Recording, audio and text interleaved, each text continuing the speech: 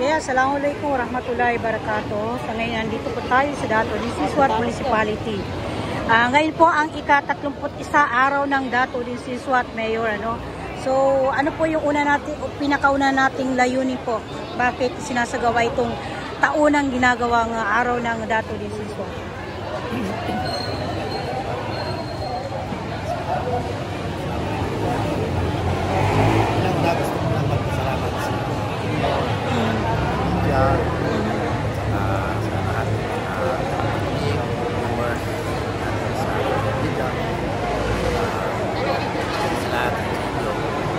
Actually, itong natin natin ito ng saldo ng celebration araw ng Dato din Siswat. Pagkatapos ito, wala yung December 1 hanggang sa invitation natin sa December 15. So, iba't iba po yung mga programa ini pong nakahilera ngayon.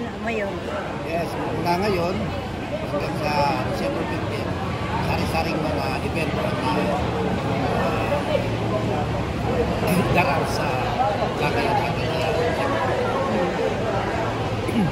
Mayor, ano po pinaka-highlights natin ngayong taon sa 31st araw ng Dato din? Of course, pinaka-highlight natin yung programa tulad ng pinag-kuran, sighting at saka sa pagkakataon, at saka test daraw, at saka test macan, yung apat na activities na kaya yung test ng religious. Okay, si Vice Mayor po. Vice, nabanggit niyo po kanina sa inyong message, support, na napaka-importante po yung education sa ating mga kabataan. Bismillahirrahmanirrahim. Assalamualaikum warahmatullahi wabarakatuh. Waalaikumsalam. Sa lahat ng mga media na nandito, ako na mabanggit kung anong pa ninyo. Doon kanina sa nabanggit ko sa education, alam naman natin na yan yung kumbaga pag kinabukasan ng ating mga kabataan, dapat na matutukan natin, bigyan ng pansin, support ng LGU, lalo na si Papa Mayor. Kasi kung walang education, wala na rin yung kumbaga pa kinabukasan ng mga kabataan. Diyan tayo nag-umpisa. Kung saan man tayo mapadpad, dala-dala natin yung ating diploma or ating pag-aaral. Kasi kung wala kang pinag-aralan, mahirap. Di katulad ng lupa, pinamanahan ka ng lupa, yung lupa is magkakaroon pa yun ng mga problema. Pero ang pinakamagandang pamana sa ating mga anak ay yung education. Kasi yan ang alam natin na makatulong sa kanila, makatulong sa kanilang kinabukasan kung saan pa sila mapadpad. Or, siyempre, kung gusto nila magtrabaho, kailangan kasi kung gusto mo mag-apply ng trabaho, is meron kang pinag-aralan. May natapos ka. Kung wala ka natapos, paano ka magtrabaho? Ganun. Yun yung pinaka-number 1. Kaya yun yung sinusuportahan natin. Dapat na mabigyan ng pansin yung pag-aaral ng mga. Guys, yung fun run nga is halos ngayon 2,000 ang nakaregister. Ano pong meron sa fun run? Kauna-unahan po dito sa bayan ng Dato din. Yung fun run, yan yung ginawa ni Papa Mayor na magkaroon ng pagkakaisa kung sa kaunlad ng Dato din Siswat. Kahit nga ako medyo parang tumaba yung puso natin dahil nakita natin na umabot ng 2,000 plus yung participant na sumali sa fun run.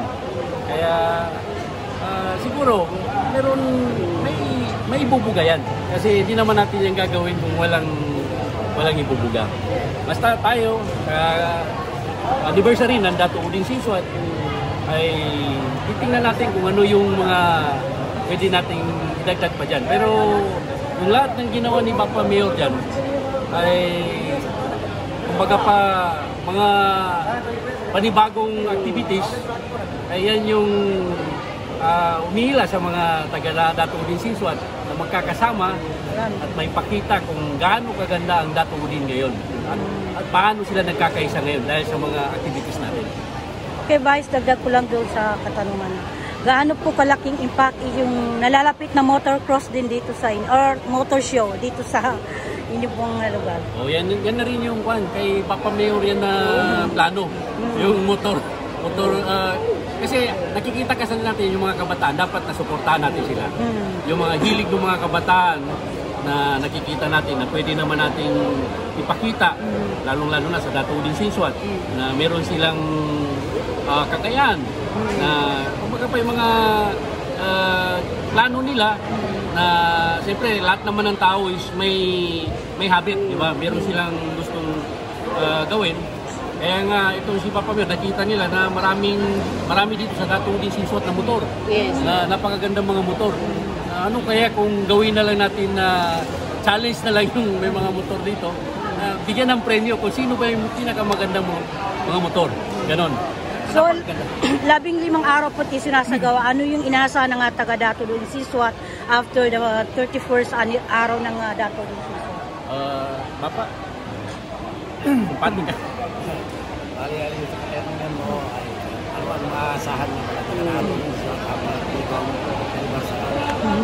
Siyempre, kasi ang layunin natin sa LGU, paano natin maabot ang isa ng mga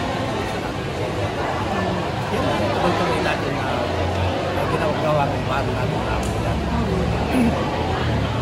Tungkol naman sa mga activities natin dito natin. Ngayon ay open and sambo. Meron naman inter-barangay basketball league. Tapos meron fun run. Tapos meron LTAP application caravan. Tapos meron naman Quran reading. Katulad ng sinabi sa inyo, nakakapagpapagpapagpapag yan. Tapos sino pa sa Mandis. Tapos Moro Games, Volleyball Agents. Motor show. Pagandahan yan ng motor. Lahat ng mga activities natin na yan, lahat ng events, meron yan mga prizes. Champion, second runner-up, meron yan mga. Nabanggit niyo meron kanina is kakampiman or kung yung mga barangay captain ng 1 milyon. Yes. Lala. Kasi tapos na ang dapat pagkaisa tayo tungo sa kaunlaran natin. Kaya kung isipin ba natin kung sino ang may sumuporta sa atin natin, last season, karapan natin, hindi tayo. Kaya wala nang color coding ngayon. Kailangan pagkaisa lahat. Baka meron po kayong invitation, Mayor, or mensahe ngayong araw para sa ating mga consequence kabarangay. Sa karapan-karapan, hindi ako siya magtarong lang muna sa kita rin. Kasi sa atin, siya talaga ng siswaan. Participate ka no, ngano pagkabungan ng mga dalutan siya. Lahat sa oro ba niya, tawag sa James, paragan ng mga dalutan, inshallah, Gracias. Kita ko pa ng balaba. Kita ko sa Inshallah. Pag-rapon, kasi kayo. Inshallah. Kay Vice, ano po yung final message, imparting words po ninyo ngayong araw, since opening salvo po ngayong araw hanggang sa katapusan? Kung may gustong pumasyal dito sa aming bayan at manood sa mga activities, welcome na welcome kayo dito sa Datoodin Sinswat. Sa mga karatig bayan, mga kapitbayan namin mga munisipyo, welcome po kayo na pwede kayong pumasyal sa aming munisipyo. Makita kung ano yung mga games na meron dito sa aming programa, lalong-lalo na sa anniversary ng Datoodin Sinswat. Okay, maraming salamat. Yan po ang buong panayan kay Datoodin Sinswat Mayor Tulmahin Bababas, Vice Mayor. Announcement po mamaya at 1 PM.